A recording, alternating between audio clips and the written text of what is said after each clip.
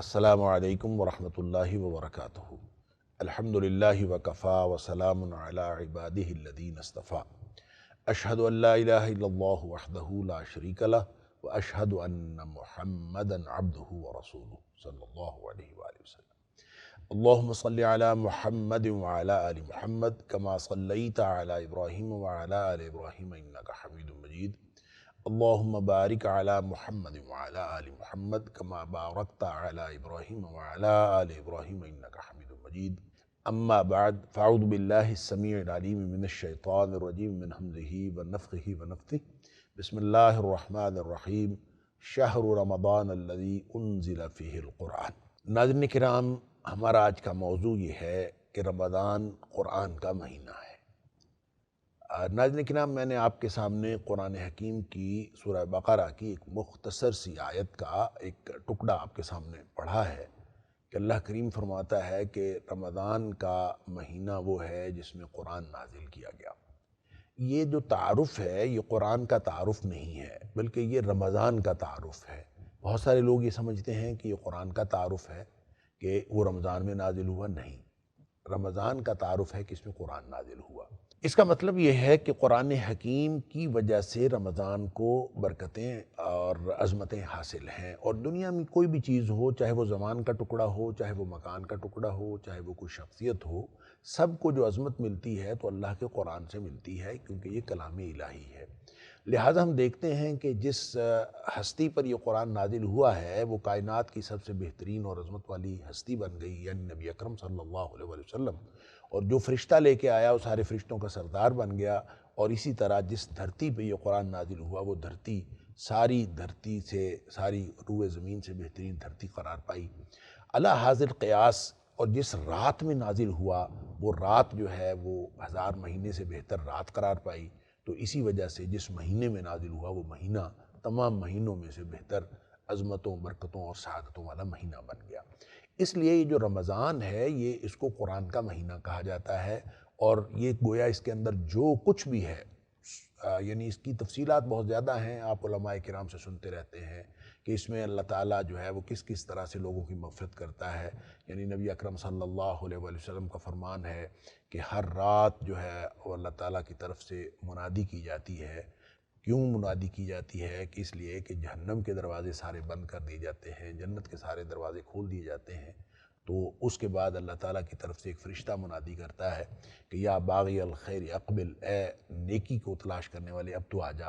اور یا باغی الشر اقصر، اور اے برائی کے تلاش کرنے والے اب تو رک جا۔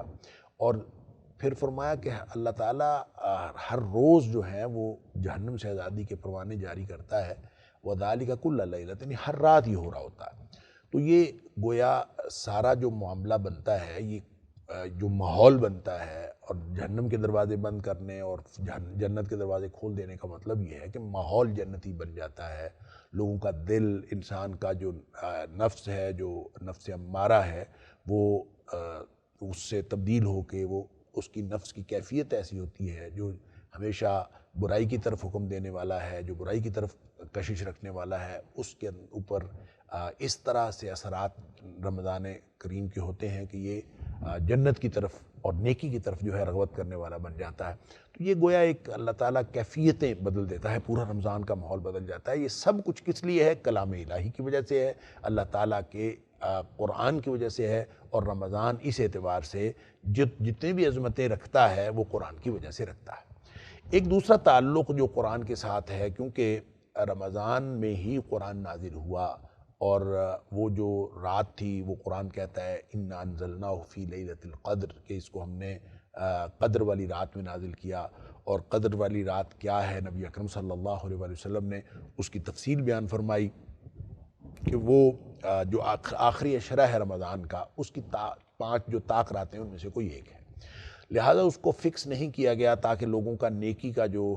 جذبہ ہے وہ برقرار رہے، اور لوگ تلاش کرتے رہیں، اس کی ایک الگ حکمتیں ہیں۔ بہرحال نبی پاک صلی اللہ علیہ وسلم نے فرمایا کہ اس کو آخری 5 راتوں میں، 5 طاق راتیں جو ہیں ان میں تلاش کیا کرو۔ لہٰذا اہل ایمان جو ہے اس کو تلاش کرتے ہیں تاکہ اس کی سعادت کو پہنچ رہے ہیں، کیونکہ وہ سعادت اس رات کی کس لیے ہے؟ قرآن کے نزول کی وجہ سے ہے۔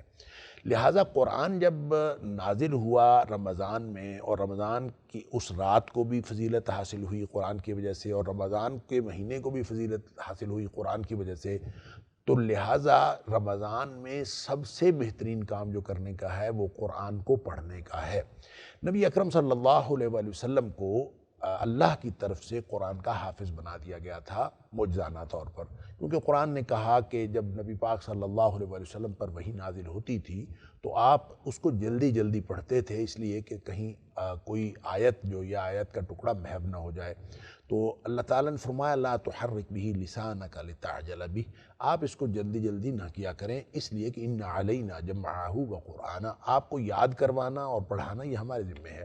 تو گویا اللہ تعالیٰ نے نبی اکرم صلی اللہ علیہ وسلم کو قرآن کا حافظ معجزانہ طور پر بنا دیا تھا۔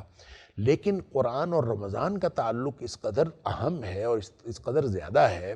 کہ نبی پاک صلی اللہ علیہ وسلم اور جبریل دونوں آپس میں قرآن کا دور کیا کرتے تھے رمضان المبارک کے لمحات میں۔ اب اندازہ کیجئے، دور کرنے کا مطلب یہ ہوتا ہے، حفاظ اس بات کو بہت بخوبی سمجھتے ہیں کہ کس طرح سے دور کیا جاتا ہے، یعنی ایک کا دوسرے کو سنانا اور دوسرے کا پہلے کو سنانا۔ جب یہ دو ایک دوسرے کو سناتے ہیں تو اس کو دور کرنا کہتے ہیں۔ تو نبی اکرم صلی اللہ علیہ وسلم اور جبریل علیہ السلام یہ قرآن کا دور کیا کرتے تھے، یعنی ایک دوسرے کو سنایا کرتے تھے ہر رمضان میں۔ اس کا مطلب یہ ہے کہ رمضان میں قرآن پڑھنا، پڑھانا، سننا، سنانا، یہ سارے کا سارا یہ اللہ کے رسول صلی اللہ علیہ وسلم کی بھی سنت ہے، اور گویا جبریل کا شیوہ بھی یہی تھا، اور گویا فرشتوں کے سردار کا کام بھی یہ ہے کہ وہ قرآن کا دور کرتا تھا، اور نبی اکرم صلی اللہ علیہ وسلم جو اللہ کے بعد کائنات کی سب سے بزرگ ہستی ہیں، ان کا بھی معمول یہ تھا کہ آپ قرآن کا دور کرتے تھے۔ اور احادیث میں آتا ہے کہ نبی پاک صلی اللہ علیہ وسلم جس سال اس دنیا سے تشریف لے گئے، اس سال آپ نے رمضان میں 2 دفعہ دور کیا، یعنی 2 دفعہ سنایا۔ اس کا مطلب ہے اس کی جو رمضان میں قرآن کی تلاوت کرنے کی اور قرآن کو پڑھنے کی اور قرآن کو حفظ کرنے کی اور قرآن کے مفاہیم سمجھنے کی جتنی تڑپ ہو سکے اور جتنا زیادہ وقت انسان قرآن کے ساتھ صرف کر سکے اتنا زیادہ اچھا ہے۔ اس لیے نبی اکرم صلی اللہ علیہ وآلہ وسلم تو قرآن پڑھتے ہی تھے، صحابہ کرام بھی اس معاملے میں نبی پاک صلی اللہ علیہ وآلہ وسلم کے اسوہ پر عمل کرتے ہوئے قرآن پڑھنے اور پڑھانے اور سننے اور سنانے کا بہت اہتمام کرتے تھے۔ جو قیام اللیل کیا جاتا ہے اور اس میں قرآن سنایا جاتا ہے، ہمارے ہاں جو مروج ہے کہ پورے قرآن کو ایک دفعہ تراویح کے اندر ختم کر لیا جاتا ہے، قیام اللیل کا نام تراویح رکھ کے رات کو جو ہے پڑھا جاتا ہے۔ تو نبی پاک صلی اللہ علیہ وآلہ وسلم کی حیات طیبہ میں یہ کوئی باجماعت نماز کا اہتمام نہیں ہوتا تھا۔ نبی کریم صلی اللہ علیہ وآلہ وسلم نے خود جماعت کروائی ہے، 3 راتیں آپ کہہ لیجئے، 3 راتیں آپ نے جماعت کروائی ہے، اور گویا امت کو آپ نے ایک طریقہ بتا دیا کہ اگر کوئی جماعت کے ساتھ باجماعت اس طرح سے پڑھے تو وہ بہت اچھا ہے۔ اس طرح سے قرآن کا پڑھنا اور قیام کرنا اور زیادہ اچھا ہو جاتا ہے، اور اس میں بہت اہتمام کا امکان ہوتا ہے۔ اکیلا آدمی اس میں رہ جانے کا بھی امکان ہوتا ہے۔ خود نبی کریم صلی اللہ علیہ وآلہ وسلم کا جو عام معمول ہے وہ یہی ہے کہ آپ پچھلی رات اٹھ کے خود سے قیام فرماتے تھے۔ صحابہ کرام بھی عام طور پر انفرادی قیام ہی فرماتے تھے، لیکن نبی کریم صلی اللہ علیہ وآلہ وسلم کا یہ باجماعت بتایا ہوا طریقہ یہ بعد میں اس قدر رائج ہوا کہ حضرت عمر فاروق رضی اللہ تعالیٰ عنہ کے دور میں اس کو حکم دے دیا گیا کہ یہ اس کو تاکہ ایک جماعت ہو جایا کرے، اور اس سے پہلے صحابہ کرام اپنے اپنے مختلف ٹولیوں میں پڑھتے تھے اور اس کے بعد اہتمام ہونے لگا۔ تو یہ جو باجماعت تراویح ہے، اس میں بہت سارے لوگ کہتے ہیں کہ باجماعت قیام کی کوئی ضرورت نہیں ہے، اس کا نہیں کرنا چاہیے، کیونکہ عام معمول نبی پاک صلی اللہ علیہ وسلم کا اکیلے پڑھنے کا تھا، اور ویسے بھی یہ صلاۃ التطوع ہے، یعنی نفلی نماز ہے، لیکن اصل معاملہ یہ ہے قرآن سننے اور سنانے کا۔ لہٰذا جب آپ قرآن سننے اور سنانے کے لیے قیام کرتے ہیں اور خود آپ کو اتنا قرآن نہیں آتا، جس کو اتنا قرآن آتا ہو وہ اکیلا نماز پڑھ لے اور اکیلا قیام کر لے، تو یقیناً اس کے لیے یہ بہتر ہے کہ وہ تنہائی میں پڑھے اور تنہائی میں اللہ تعالیٰ کے ساتھ تعلق بنائے۔ لیکن معاملہ صرف قرآن کا ہے، اور قرآن پڑھنے پڑھانے کا جس قدر اہتمام ہو سکے، چاہے انفرادی اہتمام ہو سکے چاہے اجتماعی اہتمام ہو سکے، اس کو ضرور کرنا چاہیے، کیونکہ رمضان قرآن کا مہینہ ہے، اور اس میں اگر قرآن پڑھا نہیں جائے گا، اور اس میں اگر قرآن کو ساتھ جو ہے وہ اپنے معمولات میں شامل نہیں کیا جائے گا، تو اس کا مطلب یہ ہوگا کہ ایک بہت بڑا کمپوننٹ ہماری زندگی کا مس ہو جائے گا، اور رمضان میں جو ہم نے سعادتیں حاصل کرنی ہیں اور جو اللہ تعالیٰ سے اپنی مغفرت کروانی ہے، اس کا ایک بڑا حصہ جو ہے وہ قرآن کے ساتھ جڑا ہے، تو ہم اس طرح سے رہ جائیں گے۔ اور باقی رہی بات جو میں عرض کر رہا تھا کہ جس طرح انفرادی کوئی پڑھنا چاہے تو پڑھ سکتا ہے، لیکن ایک بات باجماعت پڑھنے کے لیے وہ ممتاز کرتی ہے اکیلے پڑھنے سے، وہ یہ ہے کہ نبی کریم صلی اللہ علیہ وسلم نے 3 راتیں 23ویں 25ویں اور 27ویں قیام فرمایا، اور باجماعت جو ہے آپ نے قیام فرمایا۔ صحابہ کرام کو اور زیادہ جو ہے وہ لطف آیا، اور 29 تاریخ کو تو پوری مسجد بھر گئی، لیکن نبی پاک صلی اللہ علیہ وسلم تشریف نہیں لائے۔ آپ نے فرمایا کہ میں اس لیے نہیں آیا تھا، مجھے معلوم تھا کہ تم لوگ بیٹھے ہوئے ہو، اور میں اس لیے نہیں آیا کہ کہیں یہ رات کی نماز تمہارے اوپر فرض نہ کر دی جائے۔ اس لیے نبی پاک صلی اللہ علیہ وسلم نے گویا طریقہ بتا دیا ہے، اور اس لیے جہاں جہاں جس طرح بھی باجماعت قرآن پڑھا جا رہا ہے، یہ نبی پاک صلی اللہ علیہ وسلم کی سنت کے عین مطابق ہے۔ تو جو میں عرض کر رہا تھا کہ ایک بات ممتاز کرتی ہے باجماعت نماز کو، وہ یہ ہے کہ جب نبی پاک صلی اللہ علیہ وسلم نے 25ویں رات کو قیام فرمایا، تو تقریباً آدھی رات، یعنی صحابہ کرام کی روایات یہ ہیں کہ جب آپ نے پہلی رات قیام فرمایا تو تقریباً 1/3 رات قیام فرمایا، مختصر تھا۔ دوسری رات آپ نے یعنی 25ویں کو قیام فرمایا تو تقریباً آدھی رات قیام فرمایا، اور جب تیسری رات یعنی 27ویں تھی تو نبی پاک صلی اللہ علیہ وسلم نے اتنا لمبا قیام فرمایا کہ صحابہ فرماتے ہیں کہ ہمیں ایسے لگا کہ ہمارا